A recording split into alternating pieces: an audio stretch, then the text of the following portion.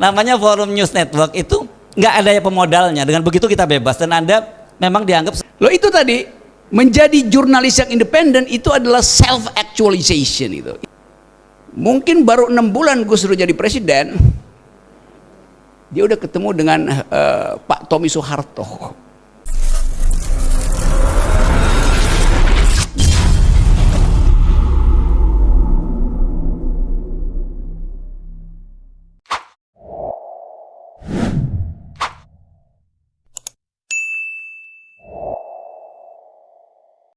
Oke, ini kita dibatasi sampai jam 4 ya maksimal ya. Jadi kita ini saya kira sesi yang terakhir.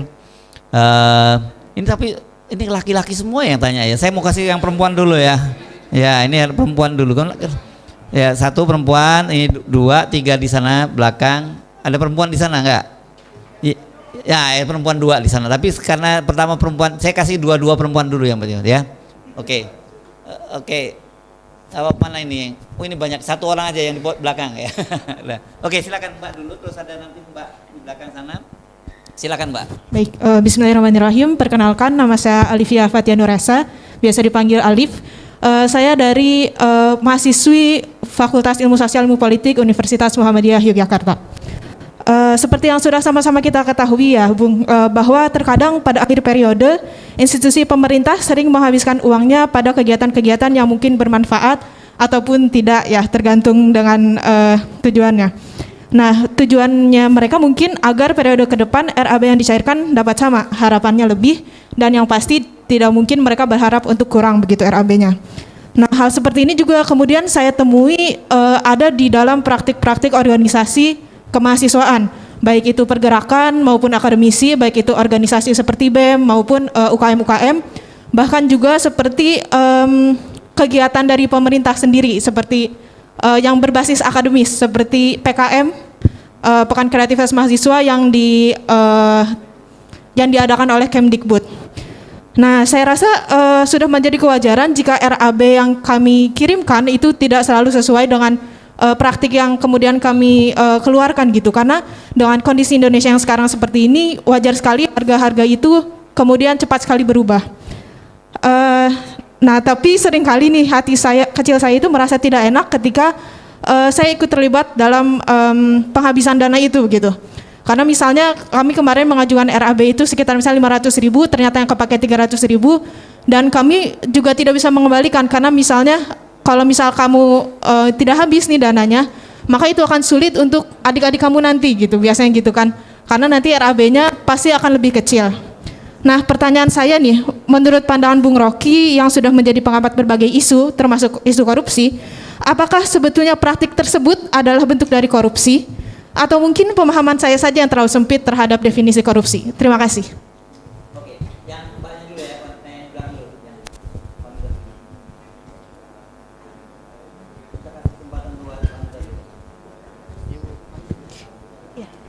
Baik, Assalamualaikum warahmatullahi wabarakatuh.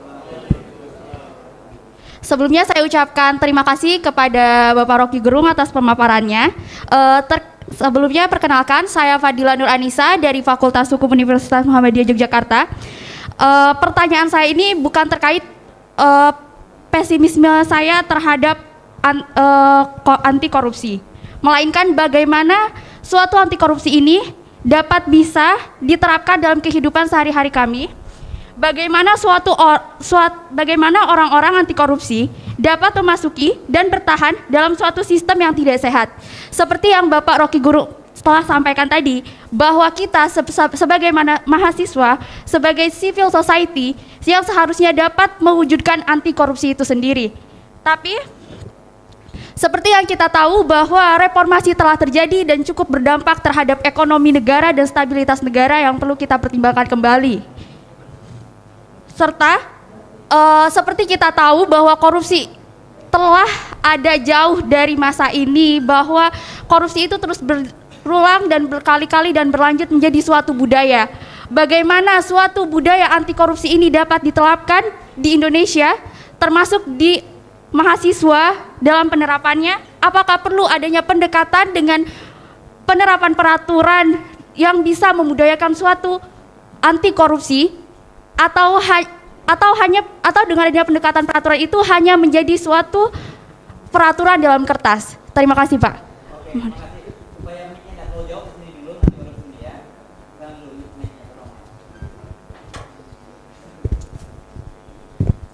Tes. Tanpa salam, perkenalkan nama saya Muhammad Fudiksan. Saya dari Provinsi Sumatera Barat, dari Fakultas Teknik, mewakili keluarga teknik. Terima kasih. Mungkin yang saya tanyakan, hukum di Indonesia itu sangat banyak, tapi tidak ada yang tegas dan tidak bijaksana serta adil.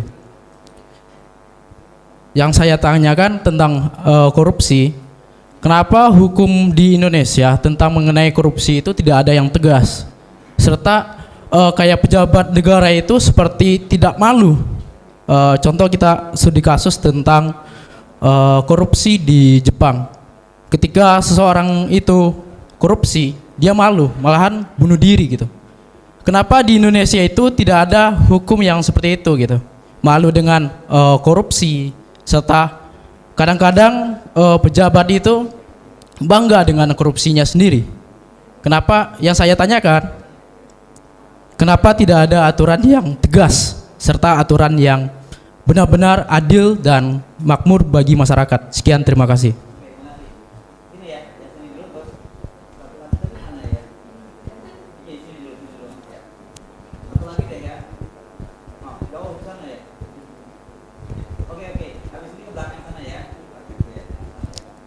Baik, terima kasih atas kesempatannya yang telah diberikan. Assalamualaikum warahmatullahi wabarakatuh. Perkenalkan, nama saya Muhammad Fadwin dari Ikatan Mahasiswa Muhammadiyah Cabang Jasman Al-Kindi Kota Yogyakarta. Sebelumnya saya ingin mengucapkan terima kasih kepada Bung Rocky atas ceramah-ceramah beliau, sehingga daripada ceramah beliau mampu menghidupkan kembali nalar kritis kita di dalam acara pembukaan sekolah anti korupsi pada sore hari ini. Terkait dengan korupsi di Indonesia, mungkin di periode Pak Jokowi saat ini, saya pikir punya kenaikan indeks yang mungkin sangat tinggi ya. Kira-kira, dan ada beberapa mungkin ada upaya daripada pemerintah sendiri di dalam pemberantasan korupsi di Indonesia. Dan lagi-lagi bahwa upaya yang dilakukan oleh pemerintah masih belum menemukan titik terang atau belum berhasil di dalam pemberantasan korupsi di Indonesia itu sendiri. Kira-kira menurut Bung Rocky sendiri, kira-kira ada persoalan apa, kira-kira masalah yang mungkin hari ini menjadi kendala daripada pemerintah sendiri, itu kira-kira apa? Atau mungkin daripada sistem pemerintahan di Indonesia sendiri, ataukah daripada politisi yang menjabat di kursi pemerintahan sekarang? Terima kasih. Ya, terima kasih. Terakhir di belakang ya. Oke, silakan. Teriak bisa nggak?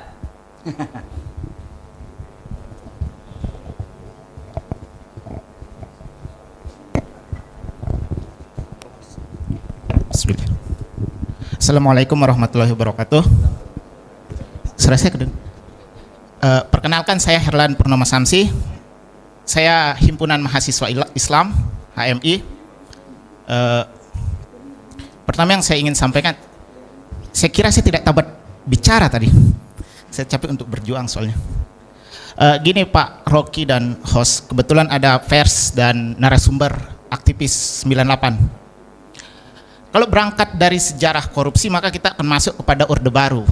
Karena turunnya Pak Harto itu akibat KKN, korupsi, kolusi, dan nepotisme. Nah, saya fokus kepada diskursus korupsinya. Jadi kalau kita bandingkan pada Orde Baru, maka korupsi reformasi yang sekarang itu lebih meluas. Dia tidak lebih banyak atau dan sebagainya, saya tidak fokus ke sana, tapi dia lebih meluas.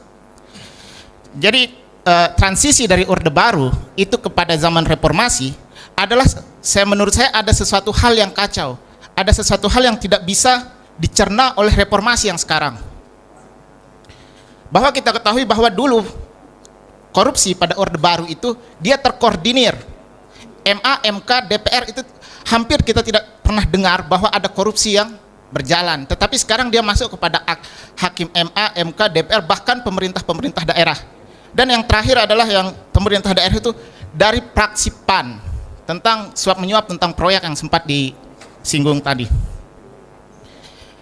Nah, selanjutnya yang saya ingin sampaikan di sini adalah bahwa pertama untuk Pak Host di sini, di mana peran pers, Pak? Karena pada masa Orde Baru atau Orde Lama, ketika isu tentang korupsi itu diangkat, pers itu dibredel, bahkan tidak bisa bersuara sama sekali. Sementara sekarang pada zaman reformasi, dia dibredel tapi dengan cara yang soft, hegemonik, tentang pencetusan undang-undang ITE kemarin. Nah, padahal idealnya demokrasi itu ketika kita mengimport demokrasi pada transisi, ketika kita mengimport demokrasi pada perubahan Orde Baru ke reformasi, idealnya oposisi itu harus berjalan seperti yang dikatakan Pak Rocky, sehingga ada kontrol dia, ada sebagai social control dia di dalam masyarakat. Nah, hal itu yang saya ingin tanyakan, bahwa sekarang semua partai politik itu masuk ke dalam negara, masuk ke dalam istana, petahana. Jadi peran mahasiswa sekarang adalah sebagai oposan. That's true, benar, itu sebagai oposan. Tetapi pertanyaannya adalah kampus yang mana? Kampus swasta atau kampus negeri? Soalnya negeri pun juga dibredel. Sementara swasta sekarang saya anggap dia kehilangan marwah, kehilangan idealis seperti yang diterang-terangkan oleh teman saya tadi. Walaupun saya berkuliah di Universitas Muhammadiyah Jogja. Mungkin cukup sampai di situ, saya ingin tanggapan dan jawaban. Terima kasih. Cukup dulu ya, nanti kita ini waktunya nih. Silakan Bu Rocky. Nanti kita kalau masih ada waktu saya akan balik ke Anda lagi. Oke, penanya terakhir menyelamatkan problem saya. Karena saya mesti ke toilet dan ada pertanyaan buat Pak Herso, jurnalis. Jadi Pak Herso tolong atasi dulu nih. Ya, saya balik dalam 2 menit ya. Oke. Ini poinnya adalah kenapa pers itu juga ditakuti. Padahal sebetulnya ya kemampuan membongkar pers kadang-kala juga bisa diatasi oleh oligarki kan. Banyak pers yang bisa dibungkam oleh uang oligarki. Itu saya sampaikan Pak Herso. Terima kasih. Saya akan ajak Anda untuk lihat sebuah kasus. Saya nggak tahu Anda mengikuti atau tidak ya. Kemarin ada seorang presenter sebuah televisi swasta yang mengembalikan uang ke KPK jumlahnya 480 juta dari Bupati Mamberamo Tengah ya. Dan dia mangkir beberapa kali dipanggil KPK. Dan kemudian ketika dia selesai diperiksa oleh KPK, dia menyatakan bahwa saya hari ini mengembalikan uang sebanyak 480 juta karena uang itu sebenarnya saya terima sebagai bentuk apresiasi saya sebagai presenter dan konsultan komunikasi dari Bupati Mamberamo Tengah. Gitu ya. Ada yang tahu nggak? Ada yang ngikutin nggak beritanya? Nah, kalau nggak ikutin saya ceritain, itu rame itu ya. Tapi mungkin kalah dengan isu-isu yang lain. Sampai di sini kemudian ada seorang pegiat aktivis dari Papua itu mengirim chat kepada saya dan dia menyatakan ini hebat, ini dia bertanggung jawab. Saya bilang no. Kenapa? Ketika dia bilang bahwa dia sebagai seorang konsultan komunikasi politik, saya bisa terima bahwa dia terima dana. Tetapi mungkin kantornya harusnya tidak membolehkan dia untuk bekerja. Itu namanya apa ya? Moonlighting ya. Dia mencari nyambi kerjaan. Mungkin tidak boleh. Tetapi ketika dia bicara sebagai presenter, saya bilang kalau dulu saya dulu pernah menjadi di Metro TV, saya pernah menjadi head of Corlip, head of news gathering, itu yang membawai semua reporter-reporter di lapangan. Ada satu mereka terima uang dari narasumber, langsung saya pecat. Gitu ya. Karena memang itu aturannya begitu, wartawan itu tidak boleh menerima uang dari narasumbernya. Saya tahu sekarang prakteknya itu hal yang biasa semacam itu. Tetapi saya bilang saya memilih jalan itu dan memang kita dididik idealisme seperti itu.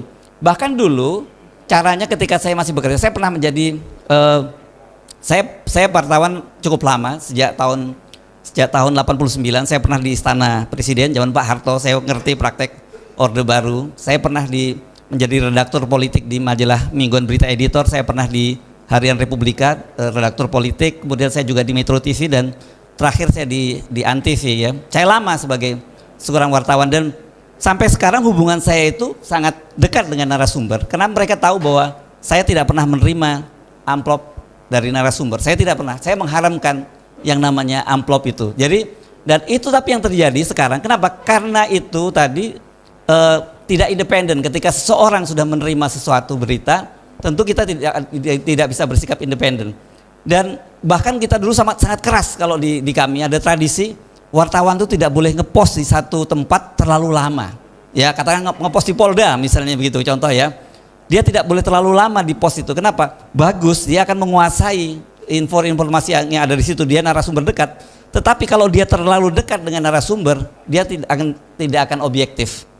Jadi dan Anda perlu tahu bahwa FNN ini didirikan oleh para wartawan senior dan juga sejumlah aktivis. Ini Bung Rok ini dewan pakar dari FNN, ada orang-orang seperti Natalius Pigai, ada orang seperti Dr. Hariman Sirgar dan sebagainya di situ.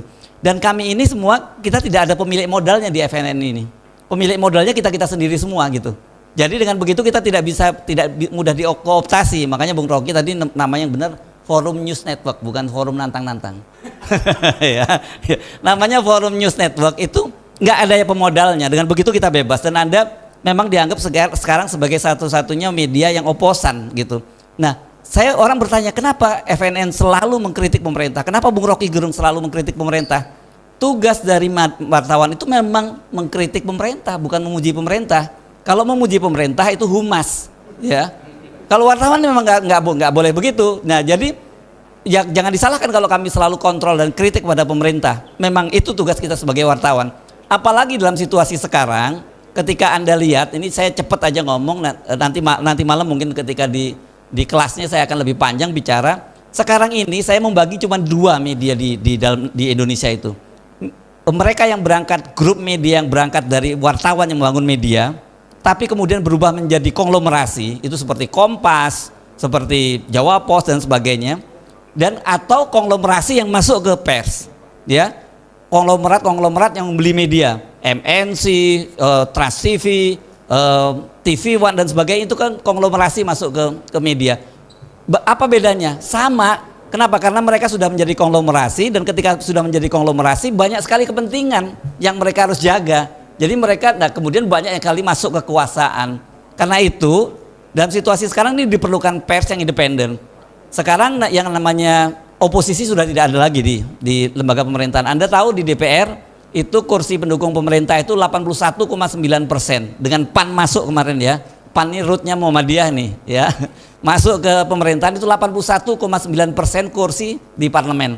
Jadi mau bikin undang apa saja nggak ada gunanya itu. PKS dan Demokrat itu mau mereka protes juga nggak ada gunanya. Semua akan goal semua undang-undang itu. Nah, kemudian civil society juga lemah, pecah belah. Beda dengan Orde Baru. Orde Baru dulu pers itu masih walaupun diancam dengan bredel tapi idealisme masih tinggi, dan civil society juga bersatu. Sekarang enggak. Jadi beda bedanya. Karena itu kalau Anda mau terus berlihat, support terus FNN, dan yang belum subscribe Rocky Gerung, silakan subscribe Rocky Gerung official ya. Oke, itu kira-kira mudah-mudahan saya bisa membantu Anda menjawab itu. Silakan Bung Rocky, saya 2 menit cukup. Oke, saya selesaikan dalam 4 menit ya supaya kita on time itu selesai. Oke, jadi seluruh keresahan kita harus kita refleksikan secara intelektual tuh. Karena Anda bukan pemain politik. Tapi minimal kristalisasi intelektual ini bisa berwujud pada upaya untuk memecahkan benda padat yang namanya korupsi itu. Karena dianggap bahwa seolah-olah hanya dengan kekuatan politik. Memang, tetapi karena kita tadi diterangkan oleh Pak Hersu bahwa politisi dibikin lumpuh, karena itu diambil alih oleh 2 kekuatan intelektual, itu pers dan kampus. Jadi ini satu koordinasi bagus, dan Anda tadi ditanyakan ya aktualisasi. Loh, itu tadi menjadi jurnalis yang independen itu adalah self actualization, itu dasarnya tuh. Dan itu artinya dia bangga dan merasa mewah dengan prinsip independensi itu kan. Jadi Anda bisa punya harta atau punya jabatan, tapi tengah malam ditelepon oligarki, berapat ke sini ya, ada problem, Anda bangun dan Anda tinggalkan istri Anda di tempat tidur, istri Anda ngomel-ngomel. Jadi Soal itu yang kita sebut tadi self actualization, artinya kemerdekaan individu, kemerdekaan batin kita untuk tidak diatur orang lain tuh. Nah, mulai dari situ, koruptor itu pasti diatur, dikendalikan oleh orang lain. Jadi itu poinnya. Sekarang yang terakhir tadi dari semua pembicaraan tadi, semacam refleksi kenapa waktu kita pindah dari Orde Baru ke reformasi kok korupsinya ikut? Kan itu pertanyaan teoritisnya kan. Saya terangkan dulu bahwa waktu kita belajar tentang democratic transition, transisi ke demokrasi, kalau saya katakan transisi menuju demokrasi, secara teknis ada dua langkah. Langkah keluar dari Orde Baru, langkah masuk ke Orde Reformasi. Kan itu namanya transisi kan. Saya mesti keluar dulu dari Orde Baru, baru saya masuk ke Orde Reformasi atau Orde Demokrasi. Itu dua langkah tuh. Bukan sekali melangkah. Nah, kita sekarang baru keluar dari dan belum masuk ke. Keluar dari dan belum masuk ke. Kenapa begitu? Karena di awal reformasi masih ada yang disebut mentalitas Orde Baru yang carry over ke dalam parlemen. Dan itu kita mulai dari Gus Dur. Gus Dur teman baik saya, teman diskusi. Saya bikin forum demokrasi dengan beliau tuh. Mungkin baru 6 bulan Gus Dur jadi presiden, dia udah ketemu dengan Pak Tommy Soeharto pada waktu itu. Dan pertanyaan itu kita, ngapain Gus Dur ketemu dengan Tommy Soeharto? Lalu kita bikin gerakan Gus Dur sebaiknya turun itu. Itu pertama kali saya menentang Gus Dur yang teman saya. Karena soal moral clarity itu, walaupun ada keterangan macam-macam, tapi itu sinyalnya nggak bagus. Juga di situ ada Pak Wiranto yang adalah bagian struktural dari Orde Baru masuk dalam kabinet Gus Dur. Dengan segala macam pertimbangan pragmatisme, Gus Dur terpaksa mesti going native, ikut serta di dalam tuntutan-tuntutan pragmatis. Jadi dari awal memang begitu yang terjadi di kita, mentalitas itu. Tentu itu politis saja, dan akhirnya Gus Dur tersingkir. Dan kita menganggap ya itu bagian juga dari hukuman, bahwa walaupun pada akhirnya Pak Wiranto dikeluarkan dari kabinet, tapi mental kita udah jadi begitu. Itu yang kemudian berlanjut ke orde selanjutnya sampai Ibu Mega, Habibie, Ibu Mega, lalu Presiden SBY yang kemudian partainya itu dari 30% jatuh tinggal mungkin 7% itu karena korupsi itu. Sekarang berupaya bangkit lagi itu. Jadi korupsi itu membuat moral kita rusak sebetulnya. Demikian juga PDIP sekarang tuh. Nah itu yang membuat kita ingin agar supaya dinolkan thresholdnya. Tapi seperti PDIP merasa bahwa nggak bisa dinolkan dong. Kita udah punya modal 19% atau 20%. Ya itu modal 2019. Kalau sekarang apa masih 20% dengan kasus terakhir Maming ini? Kan kita mesti fair. Jadi tunggu 2024, kalau Anda masih 20%, oke. Tapi mengklaim bahwa masih 20% itu artinya failed secara logik tuh. Masa nggak ada penurunan PDIP? Padahal mulai dari Madam Bansos segala macam itu menteri-menteri PDIP yang dibui itu, masa nggak menurunkan elektabilitasnya? Kan ajaib kan? Kalau nggak menurunkan itu artinya bangsa ini udah rusak. Masih memilih partai yang di dalamnya koruptor bersarang. Demikian juga partai yang lain kan. Semua partai yang punya masalah nggak mungkin elektabilitasnya masih segitu, dihitung dari 2019 itu. Jadi itu prinsipnya, kita ingin agar supaya nolkan threshold itu. Nol itu sekedar tanda kalimat aja, padahal sebenarnya nihilkan. Nah sekarang orang merasa bahwa ya kalau dinihilkan bagaimana dong Pak? Nanti banyak juga oligarki yang masuk secara individual tuh. Karena dianggap bahwa itu hanya mengurangi dari 20 ke 0. Bukan. Dari 20 ke 0 bukan secara kuantitatif, secara kualitatif. 20 artinya ada threshold, 0 artinya tidak ada threshold. Jadi dari ada ke tidak ada, bukan dari 20 ke 0. Nah kalau itu tidak ada, seluruh psikologi publik berubah tuh. Anda akan bangga bahwa Anda dipilih oleh rakyat, Anda tidak mungkin diasuh oleh oligarki. Itu kebanggaan tadi, self actualization kita tuh, sampai ke daerah. Tapi ini mesti kita terangkan melalui pembicaraan semacam ini sampai ke daerah-daerah, sampai ke kepala desa tuh. Jadi penting mulai sekarang disosialisasikan bahwa 0% itu adalah harga diri manusia. Supaya dia nggak jadi ternak oligarki, mulailah dengan kompetisi yang sehat dari kepala desa.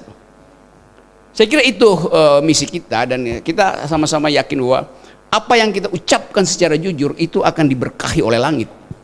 Dan dengan cara itu ada energi baru dari IMM, dan semua orang akan lihat bahwa IMM kendati dikepung oleh para barbar, tapi dia tetap akbar. Terima kasih. Oke ya, saya kira banyak yang masih belum puas, tapi kita terbatas waktu. Tapi saya ingin sampaikan pada Anda bahwa sebenarnya Bung Rocky itu setiap hari mau buka kelas online. Ya, kalau Anda ikut tekun, kalau Anda sudah jadi subscriber dari Rocky Gerung Official, ya, itu Anda bisa kuliah gratis tuh setiap hari. Ya, jadi silakan bagi yang masih penasaran, nggak bisa tanya dan masih ingin mendalami pemikiran Bung Rocky Gerung, subscribe Rocky Gerung Official. Ini, tapi kita nggak pernah kayak YouTuber yang lain, subscribe, like, and share, nggak pernah ngomong begitu gitu ya. Kalau siap ini. Nah, dan kedua, yang Anda tertarik dengan memahami politik, background politik, bagaimana media memandangnya, Anda juga bisa. Ada yang pernah nonton Off the Record Forum News Network? Ada? Ada ya. Coba siapa yang apa topiknya pertama apa? Coba saya cek. Topik terakhir apa yang kita bahas? Oh, oke. Herzl Point channel saya, dan channel saya itu di-ban oleh pemerintah. Ya. Enggak, tetapi gini, di-ban-nya namanya shadow ban. Jadi kalau Anda melihat channel saya namanya Herzl Point, itu Anda akan ada tulisan bahwa channel Anda tidak tersedia dalam negeri. Itu artinya di-blok di Indonesia. Teman-teman di luar negeri bisa nonton, tapi teman-teman dalam negeri kalau cari channel saya sulit mendapatkan, kecuali ada subscribe. Kalau Anda sudah subscribe Herzl Point, Anda akan selalu dapat notifikasi. Tapi kalau yang lain tidak, Herzl Point itu nggak aman, Rocky Gerung Official aman. Satu lagi, kalau Anda ingin melihat bagaimana membaca berita di balik berita, memahami berita, Anda silakan subscribe di Off the Record Forum News Network. Itu saya dengan partner saya dari wartawan senior juga membahas berbagai isu-isu aktual dan di balik isunya itu. Jadi banyak hal-hal yang tidak muncul di media, di pemberitaan, itu kami bahas di situ, di channel itu ya, Off the Record. Silakan nanti di subscribe Off the Record Forum News Network. Jadi banyak Off the Record itu channel-channelnya, dan saya kira ini kalau Anda mau mendapatkan perspektif media yang masih independen, bukan netral ya. Wartawan itu kan nggak boleh netral ya, Bung Rocky ya. Kita mesti advokasi juga kan. Ya salah ya, orang sering bilang wartawan itu harus netral. Enggak, wartawan tidak boleh netral. Wartawan itu harus berpihak. Berpihaknya pada siapa? Pada kepentingan dari rakyat, atau kalau dalam terminologi agama berpihak pada kepentingan duafa dan mustadafin gitu ya. Oke, terima kasih. Nanti kita sampai ketemu lagi. Siapa tahu, nggak tahu, tiba-tiba mungkin kita ketemu di daerah asal Anda, terutama yang berasal dari beberapa daerah, karena banyak sekali undangan-undangan yang datang dari daerah. Cuman kita coba atur waktunya ya. Memang nggak mudah karena waktu yang terbatas juga. Tapi kami senang, kami melakukan ini roadshow pertama kali Rocky Gerung Official itu di Universitas Muhammadiyah Yogyakarta. Tepuk tangan untuk teman-teman Universitas Muhammadiyah Yogyakarta. Assalamualaikum warahmatullahi wabarakatuh. Bung Rocky, silakan, ada closing statement. Ya, saya mau kamera di sini karena saya mau foto. Ya. Oke, bentar ya, supaya ya, teman-teman, sekali lagi terima kasih. Mungkin yang saya ucapkan kadang-kala orang anggap kalau saya dekati persoalan secara filosofi, dianggap saya menyesatkan itu. Karena bahasa filsafat kadang-kala menyesatkan. Tapi hari ini saya yakinkan saudara memang akan tersesat, tapi tersesat di jalan yang benar. Terima kasih. Saya kembalikan ke pembawa acara ya. Terima kasih.